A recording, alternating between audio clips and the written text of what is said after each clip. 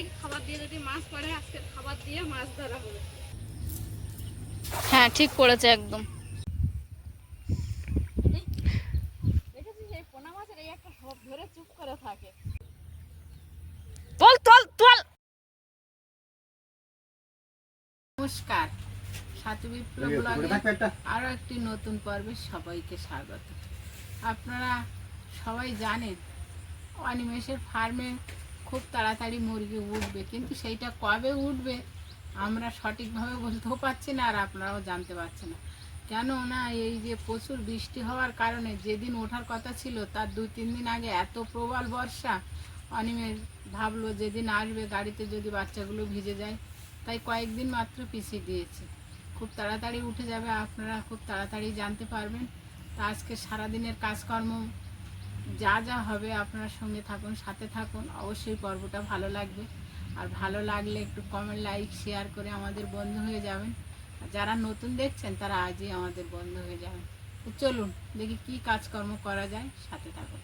ও ভাই গুঁড়ো কোথায় দেবো পুকুরে, আর কোন জায়গাটায় দেবো?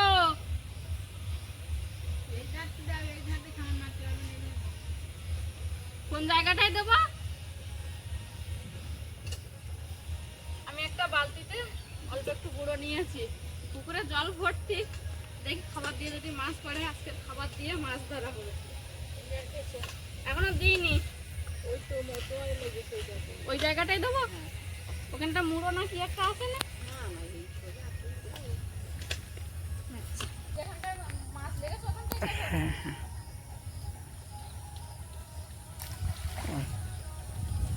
কতদূর কেমন যাবে, তাই একটু কাছাকাছি দেওয়া ঠিক আছে।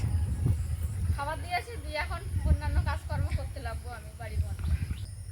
পুকুরে মাছের খাবার দিয়েছি, ভাই জাল ফেলবে, কারণ আমার ওই ছোটো জাল এখন ফেললে আর মাছ পড়ো না। পুরো পুকুর তো জলে ভরে গেছে। এই যে বড় জালটা এখন বার করে রেখে দেবো, দিয়ে আমি বাগান থেকে একটু পুঁই শাক তুলবো। আজকের সকালেও বেশ ভালো রকম বৃষ্টি হয়েছে, পুরো বাড়ি কাদা কাদা হয়ে আছে। শাড়িটা কোমরে গুঁজে না নিলেও হচ্ছে না, পুরো নাহলে ভিজে যাচ্ছে। গোড়ার দিক থেকে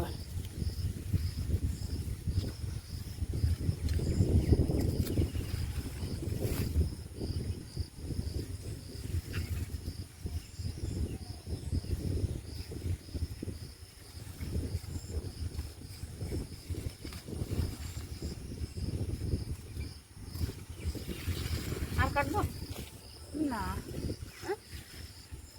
সেই কাঁঠাল দানা আমি পুঁই শাক তুলে দিয়েছি, মা বসে কাটতে শুরু করে দিয়েছে। আর সেই কাঁঠাল খেয়েছিলাম একটা, সেই কাঁঠালের দানা আমরা চলে যাওয়ার পর ভাই একবার রান্না করেছিল, তো পুরোটা খেয়ে পারেনি। আর এখন মা আজকের কাটছে, আর আমি যাব বাবার খাটের তলা থেকে আলু বার করতে।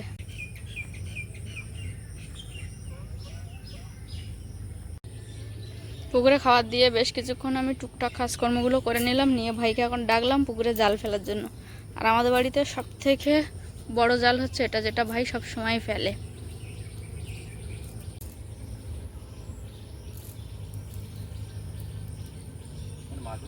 হুম, ঘাটের থেকে মারবে, মারো। হ্যাঁ ঠিক করেছে একদম।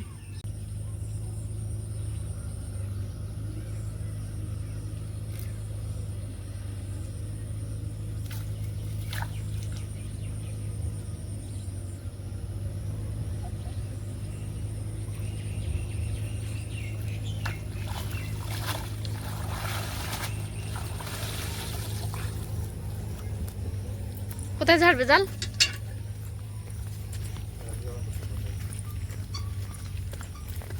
এতে রূপচাঁদ বড় হয়েছে। যেখানটায় খাবার দিয়েছিলাম সেইখানটায় ভাই জাল ফেলেছে, ফেললে বেশ খুব সুন্দর বড় বড় সাইজের মৌটি মাছ পড়েছে, সেই সঙ্গে কয়েকটা চারা পোনাও পড়েছে। দিয়ে আজকের এক খেমনে যা মাছ হয়ে গেছে, সারাদিনের মাছ কমপ্লিট হয়ে গেছে। তবুও একবার আরেকটা খেমন ফেলবে ভাই।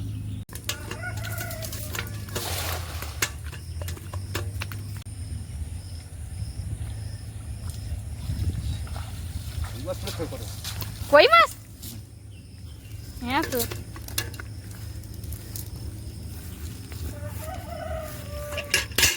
মাছ সবজি সব দুজনে মিলে কেটে নিয়েছি, মা আর আমি। মিলে এখন আমি চলে এসেছি রান্নাঘরে, আর মা গেছে একটু ফার্মের দিকে। এদিকে যেমন আমি ঠান্ডা গরম জলে মাছ ধুয়ে নিই তেমন ধুয়ে নিই, এতে একটু স্বাদ মতো লবণ দিলাম আর হলুদ দিয়ে মাছগুলোকে মাখিয়ে নেব। বসানোর জন্য উনানটা ভালো করে ধরিয়ে নিয়েছি। এই কড়াইটায় একটু জল দিয়ে আর পুঁই শাক আলু কাঁঠালের দানা দিয়েছে, একটু ভাবিয়ে নেবো। আর এদিকে একটা খালি কড়াই বসিয়ে দিয়েছি, এটাই মাছ ভাজবো। তেল দিয়ে দিয়েছি, তেল কড়াই গরম হয়ে গেছে। এবার দিয়ে দেবো কেটে ধুয়ে রেখে নুন হলুদ মিশিয়ে রেখেছিলাম সেই মাছ। একদিকে মাছ ভাজা হতে থাকুক, ততক্ষণে আমি শিলনোড়ায় একটু গোটা জিরে আর মরিচ নিয়েছি, আর একটু আদা ছিল সেটা থেতো করে নিয়েছি, একসঙ্গে বেটে নেব। জিরে মরিচ একটু আদার টুকরো একসঙ্গে ভালো করে বেটে নিয়েছি। আর এদিকে কয়েক ক রসুন রেখেছি, ওগুলো একটু থেতো করে নেব। এই মাছগুলো ভাজা হয়ে গেছে, এবার কড়াইতে দিয়েছি। যে মাছগুলো ছিল এগুলো ভাজা হয়ে গেলে ব্যাস কমপ্লিট মাছ ভাজা। পুঁই শাক আলু যে ভাবাতে দিয়েছিলাম ভাবানো হয়ে গেছে, এবার নামিয়ে নেব। একদিকে ছোট মাছগুলো ভাজা হচ্ছে, আর অন্যদিকে ওই কড়াইটা নামিয়ে নিয়ে সেই উনানে ভাতের হাঁড়িটা বসিয়ে দিয়েছি। ভাজা হয়ে গেছে, সেই কড়াইতে তেল দিয়ে দিয়েছি, তার মধ্যে দিয়ে দেবো কুচিয়ে রাখা পেঁয়াজ। পেঁয়াজ কোচানোগুলো একটু ভাজা ভাজা হয়ে গেছে, এর মধ্যে দিয়ে দেবো কয়েক ক রসুন থেতো করে। এর মধ্যে দেবো চেরা কাঁচা লঙ্কা আর আদা জিরে মরিচ একসঙ্গে বেটে রেখেছিলাম সেই পেস্ট। এর মধ্যে দেবো স্বাদ মতো লবণ আর হলুদ। মশলাগুলো ভাজা ভাজা হয়ে গেছে, এর মধ্যে দিয়ে দেবো পরিমাণ মতো জল। মাছের ঝালটা একটু ফুটে উঠেছে, এর মধ্যে দিয়ে দেবো ভেজে রাখা মাছ। মাছের ঝাল রান্না কমপ্লিট হয়ে গেছে, এবার আমি একটা পাত্রে ঢেলে নেব। মাছের ঝাল কমপ্লিট হয়ে গেছে আমার রান্না করে, পাত্রে নামিয়ে নিয়েছি, এবার ঢাকা দিয়ে রাখবো। মাছের ঝাল বানানোর পরে কড়াই দিয়ে একটু তাতে তেল দিয়ে দিয়েছি। তেলটা গরম হয়ে গেছে, এর মধ্যে দিয়ে দেবো কালো জিরে আর দেবো কয়েকটা চেরা কাঁচা লঙ্কা। সেই সঙ্গে দেবো চুলাটা দিতে বাড়ি থেকে গতকাল যে মাছ দিয়েছিল কিছুটা রেখেছিলাম ওটা।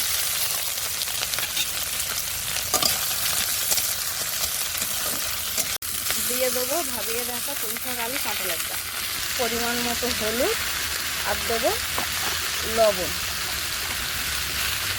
একসঙ্গে দেবো বেটে রাখা জিরে মরিচ। শাক আলু কাঁঠালের দানা দিয়ে চুনো মাছ দিয়ে যে সবজিটা বানালাম সেটা কমপ্লিট হয়ে গেছে, এবার গামলিতে আমি নামিয়ে নেব। দুপুরে 2 পদের রান্নার সঙ্গে গরম ভাত কমপ্লিট করে ফেলেছি। এখন এই যে দুপুরে আরেকবার মুরগিদের গুঁড়ো দিতে হয়। সকালে কিছু কচু শাক সেদ্ধ করে রেখেছিলাম, আর দুপুরের ভাতের মাড় গেলেছি সেই একসঙ্গে মিশিয়ে গুঁড়ো দেবো আজকের।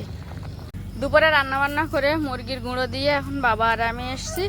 এইখানটা আমাদের একটা পাইপের মুখ আছে, এইটা বন্ধ করতে, কারণ এই পুকুরের যে মাছগুলো ছেড়েছিলাম সব বড় পুকুরটা চলে যাচ্ছে সেটা অসুবিধা না। অসুবিধা হচ্ছে মাছ বড় পুকুরে পাওয়া যায় না, ওর অনেকটা বড় তো আমাদের যদি স্নান করি ওই পুকুরটা, ওই জন্য যে একটা ছোট পুকুরে আমি মাছ ছেড়েছিলাম যাতে জাল ফেললেই যেন সাথে সাথে মাছটা পড়ে, এই কারণে। তো সেই জন্য এখন এই যে একটা জাল নিয়ে এসছি, বাবা 2টো লাঠি নিয়ে এসছে, এখানটা একটা জাল দিয়ে রাখবো যাতে মাছ এপার ওপার না করে, জল এদিকে ওদিকে যায়।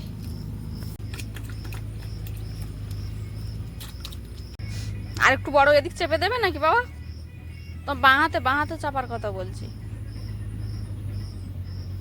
না ছোট হয়ে যাবে তো জল, তো এই দিক থেকে তখন তোমার এই লাঠির এই ধার থেকে জল চলে যাবে।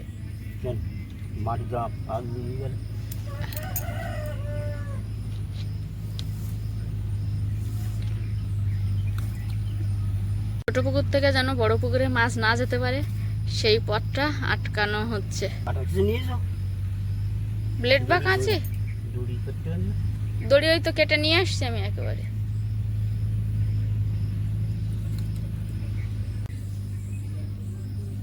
মাছ আটকে রাখার জন্য যে পদ্ধতিটা বাবা করেছে, আমি বলেছি এটা এরকমভাবে করে দিতে, সেইভাবে বাবা করে দিচ্ছে।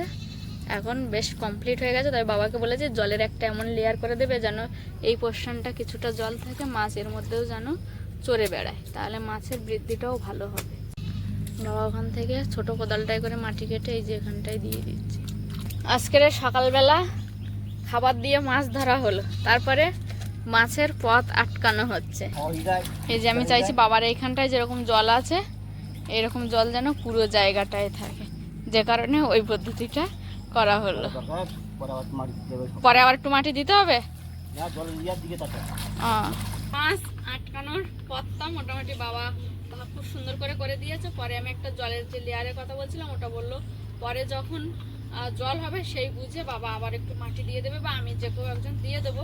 তবে এখন ওই মুরগি ঘরের সামনে কয়েকটা ইট ছিল, এই ইটগুলো বয়ে নিয়ে ওখানে রাখবো, যেগুলো আমাদের হচ্ছে বাথরুমে যাওয়ার রাস্তায় দিতে হবে।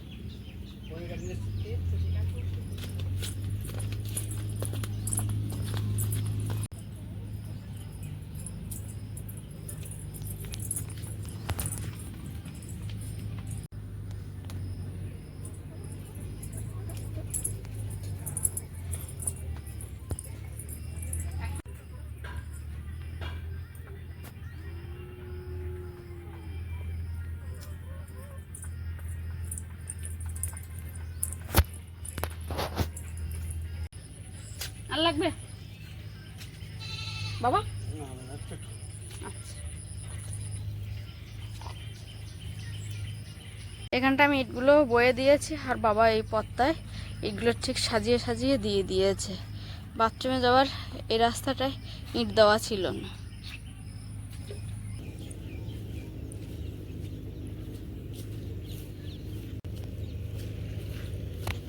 আজকে যেহেতু খাবার দিয়ে মাছ ধরা আছে তাই এক খামনেই মোটামুটি মাছ হয়ে গেছিলো, আর সঙ্গে মা আজকে সবজি কেটে দিয়েছিল, যে কারণে অনেক তাড়াতাড়ি রান্নাবান্না হয়ে গেছে। তবে রান্নাবান্নার পরে বেশ কয়েকটা কাজ ছিল যেগুলো করতে হতো, অনেকদিন ধরে করা হয়নি। যেমন ওই মাছের ওই পুকুরটায় মাছ আটকালাম জল অতিরিক্ত হওয়াতে, এখন এই যে বাঁশটা উপরে উঠে গেছে, ওই পালাটা পুকুরে ছিল সেই পালাটাকে আবার দেবো। আর আমি মাছের খাবার দিই যে বস্তা সেগুলো সব ডুবে গেছে, এখন ওই পুকুরে নামবো, নেমে ওই বস্তাগুলোও তুলবো।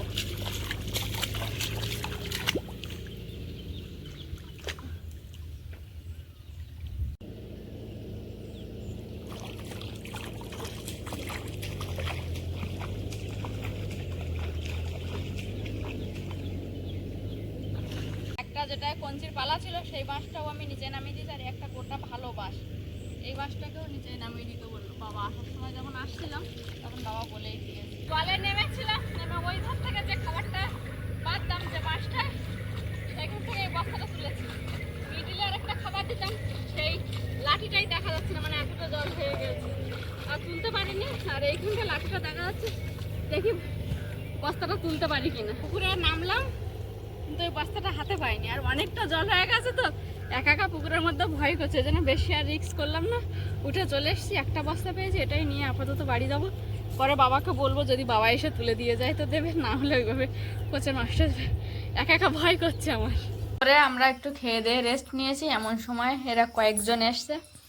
আর তাদের আসার কারণ হচ্ছে এই যে ঘুঙুরটা দেখে আপনারা বুঝতেই পারছেন যে ওরা পায়ে বাজছে, এতটা পরিমাণে ওরা খুশি হয়েছে। ওদের ছুটির দিনেও ওরা চলে এসছে ওদের নাচ প্র্যাকটিস করবে, তো সেই কারণে এখন নিজেরা বেঁধে নিচ্ছে নিজের পায়ে, আর এদিকে শিল্পার পায়ে আবার দীপশিকার একটা পায়ে বেঁধে দিচ্ছে। ওরা প্রচণ্ড খুশি হয়েছে এই ঘুঙুরটা পেয়ে। তোমরা কি বর্দাকে ধন্যবাদ জানিয়েছো? বর্দা যে এত কিছু খেয়াল রেখে তোমাদের জন্য এটা পাঠালো। হ্যাঁ হ্যাঁ,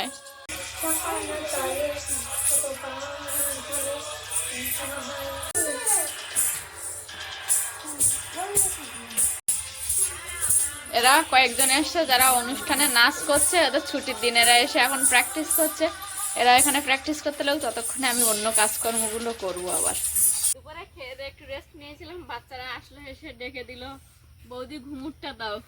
ওদেরকে ঘুমুর দিলাম, ওদের ছুটির দিন, তবুও ওরা ওই যে বিপ্লববাবু ঘুঙুরটা পাঠিয়েছে ওদেরকে সেদিন দেখানো হয়েছিল, তারপর থেকে ওদের অনুষ্ঠানের প্রতি আরও যেন আগ্রহটা বেড়ে গেছে। আজকের সবাই মানে যারা নাচ করবে তারা সকলে এসছে প্র্যাকটিসের জন্য, ওরা প্র্যাকটিস করছে। আর আমি এখানে দুটো ছিপ নিয়েছি, একটা কোমলের ছিপ আর একটা আমার ছিপ, দুজন মিলে কোমল আর আমি দুজন মিলে যাচ্ছি এখন বড় পুকুরটায় গিয়ে ছিপ ফেলবো, দেখি কি হয়। স্নানের আগে তো গেছিলাম, অনেকটা জল হয়েছে, মাছ ধরবে কিনা যায় না, তবুও মানে কোমলকে আমি ডেকে পাঠিয়েছিলাম, কোমল চল ওই পুকুরে একটু ছিপ ফেলতে যাবো, একা একা সাহস পাচ্ছিলাম না, এখন যাচ্ছি ছিপ ফেলতে। ফেলার জন্য একবারে আটা সব রেডি করে নিয়ে এসেছিলাম। এখন কোমল আটাটা নরম হয়ে যাবে না কিরে কোমল? কোমল এখন আটাটা মাখছে, দেখ সবগুলো মিশিয়ে দেখ যে নরম হবে না মনে হচ্ছে। হয়ে যাবে? নরম হবে কি না ঠিক হবে? নরম হয়ে যাবে। আচ্ছা, জল বেশি পড়ে গেছে। আটা মাখতে গিয়ে নরম হয়ে গেছিলো, তাই কোমল আবার বাড়িতে গিয়ে ভালো করে আটা শক্ত করে মেখে নিয়ে এসছিস এবার। একবারে মেখে নিয়ে এসছে। চল দুজন ছিপ ফেলি, তারপর যা হয় হবে। আমি এখানটায় বসে পড়ি নাকি, এরকম কাছাকাছি বস, বেশি দূর যাওয়ার দরকার নেই, বুঝলি? যে আমার হাফ দেওয়ার তুই হাফ নিয়ে, দুজনের মধ্যে এই পার্থক্যটা প্রচণ্ড। আমি বসে ছিপ ফেলবো আর কোমল দাঁড়িয়ে ছিপ ফেলবে। কোমল, তোর আর আমার ডিস্টেন্সটা এতটা রাখতে হবে, কেউ কারোর যেন ছিপের বসছি যেন গায়ে না লাগে, লাগলে তখন আবার বিপদ। কাছাকাছি ফেলবি, বুঝলি? বেশি দূরে পালা তো এখন আর বোঝাই যাচ্ছে না, পুকুরে পুরো জল ভরে গেছে, বুঝতে পারছি না যে কোথায় কোথায় পালা আছে। তবে এখানে কাছে দিলেও আবার ঘাসে বাঁধতে পারে।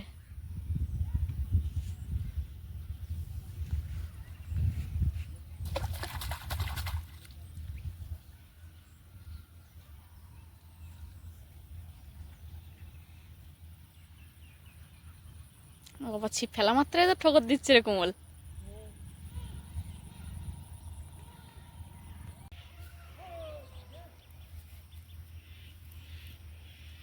এইখানটায় পাটটা ভেজা, বসতে হবে হয়তো শেষমেশ।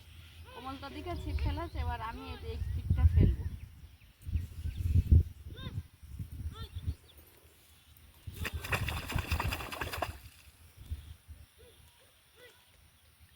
সবার চাতুরে ঘুঘু বসছে, এই হই করে সবাই দাঁড়াচ্ছে। দুজন এই পড়ে গেছে। দুজন একসঙ্গে ছিপ ফেলেছিলাম। কোমলের বড়শিটা আছে, কোমলের ছিপে একটা পোনা মাছ ধরেছে। কোমল, পোনা মাছ ছেড়ে দে, তেলাপিয়া পেলে নেব।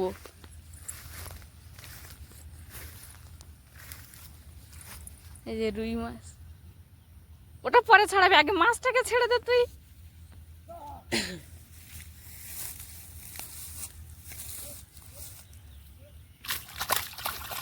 এই কোমল চলে যেন না যায়।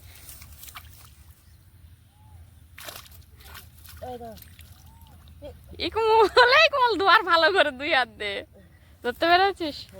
রুই মাছ ছেড়ে দে, বাড়ি কেউ খেতে চাইছে না। কমল এক্ষুনি একটা রুই মাছ পেয়েছিল, ফের আবার একটা ওর থেকে একটু ছোট সাইজের রুই মাছ পেয়েছে। ছেড়ে দে, অত ঝুঁকিস না, পড়ে যাবি না তো। দেখেছিস এই পোনা মাছের এই একটা ধরে চুপ করে থাকে। এটা পোনা মাছ বলতে এটা সেই ব্ল্যাক কার্প ছেড়েছিলাম, এই মাছ বড় হয়েছে। তোল ইয়ে, পোনা মাছ বাবা কিভাবে টেনে নিয়ে গেল, ভাবলাম খুব বড় মাছ। হ্যাঁ, কোমলের ছিপে যথেষ্ট পরিমাণে মাছ পড়ছে, আমার ছিপে সেইভাবে মাছ ধরছে না। আমার খুব খারাপ লাগছে। কোমল এক সমান পোনা মাছ ধরছিল, এখন একটা এই যে তেলাপিয়া ধরেছে। আমি বলছি এটা এখন জাবিয়ে রাখ, তারপর যদি বেশি পড়ে তাহলে রাখবো, না লেগে ছেড়ে দেবো। কোমল আর আমি ওই কোনাটায় ছিপ ফেলছিলাম, ওখানটায় ঘাস আছে, ঘাসের মধ্যে মাছ। আমার আবারও সেই আগে যা এরকম হয়েছিল, বড় মাছ একটা ছাড়িয়ে গেছে। আর তারপর এখন কোমলের দুই একবার ঘাসে বেঁধে গেছে, এখন আমরা পজিশন চেঞ্জ করে আবার এই কোনায় ছিপ ফেলতে এসেছি। কোমল আর আমি দুজন এই পুকুরে ছিপ ফেলতে এসেছিলাম। আমার চার মোটামুটি শেষ, কোমলের অল্প একটু চারা আছে। আমার একটা বড় মাছ উঠে আবার ছাড়িয়ে গেছে, সেটা কোমল আবার দেখেছে। কোমলেরও সেম হয়েছে, একটা বড় মাছ উঠে ছাড়িয়ে গেছে, কোমল তুলতে পারিনি ছিপে। যাই হোক, পুঁটি মাছ ধরছে একটু একটু। ওই পুঁটি মাছগুলো বড় হয়েছে সবে, জাপানি পুঁটি, এক আঙুল করে, সেগুলো সমানে ধরছে।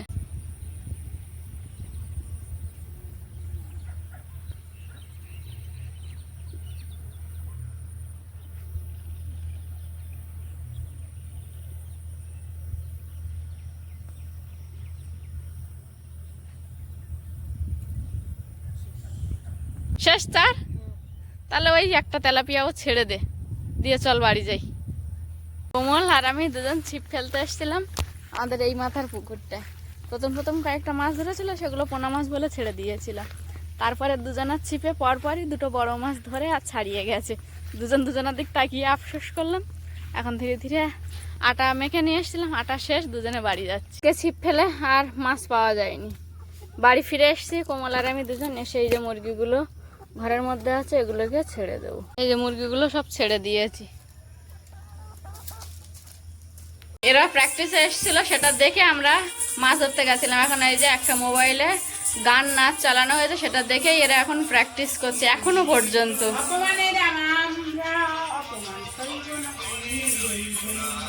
পড়ে যাচ্ছে সব।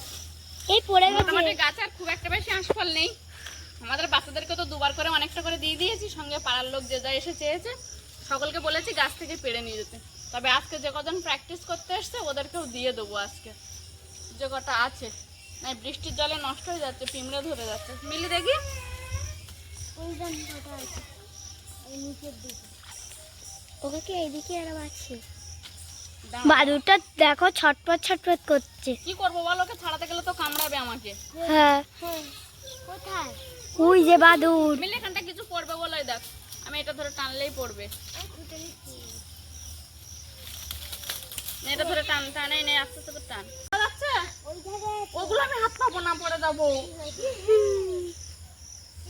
ওই যে পিছনে, আরে সে কেউ চাইলে পাবে না। আরে দেখি ওই যে পিছনে। এবার আমার কোলে করে নামায় একজন, আমি নামবো কি করে? গাছে তো তখন উঠলাম। না আমার ঘাড়ে ঘর পেতে দে, তুই নিচে দাঁড়া, আমি তোর ঘাড়ে উঠে নামি। আরে নামবো কি করে? এই সবাই আশফল পাচ্ছে, আমি নামবো কি করে? তুমি নাও আবার ছিল ও মা, ও মা, নামবো কি করে?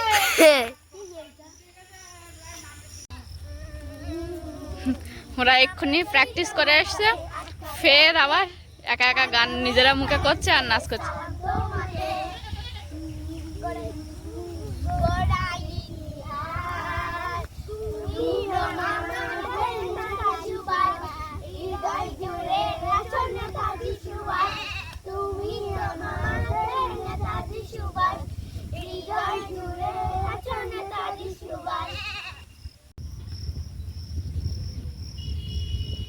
ছটা, সাতটা, পাঁচটা, দুটো, সাতটা। টুকুরে আনা।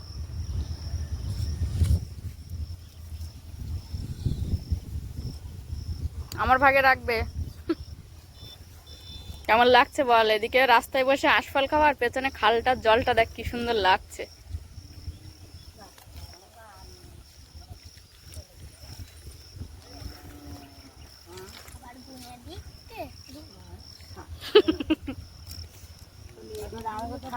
হ্যাঁ, আমি এখনো খাইনি, সত্যি সত্যি।